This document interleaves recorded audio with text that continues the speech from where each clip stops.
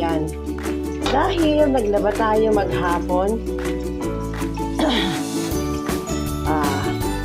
napakadaming lagahin pati mga cover. So now, I'll make pretty snacks.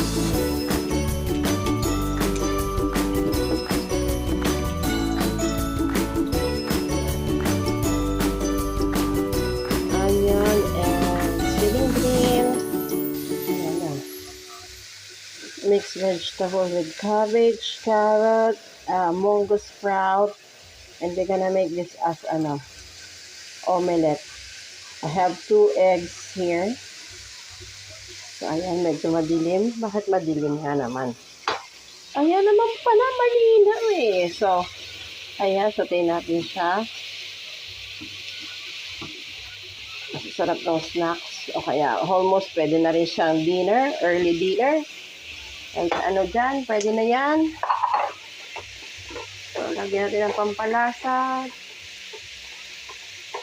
Powder pepper, yung powder na yun pa, ayan.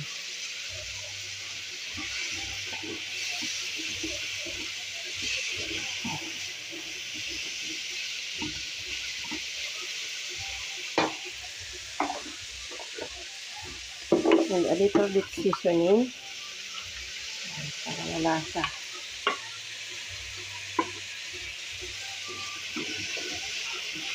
Okay na to, diba? Healthy. Daming kain na naman. Yummy, yummy. Ayan. Scramble natin yung egg. Kaya halo natin siya mamaya.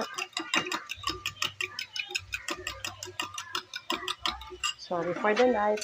Tagayin natin. May lasa na po siya. May asin at paminta na. And then, here we go. Sarap na mamaya. Hindi na natin siya i-form na as in omelette. Pwede na yan. Basta may basta may egg. Ano na yan. Talo-talo na.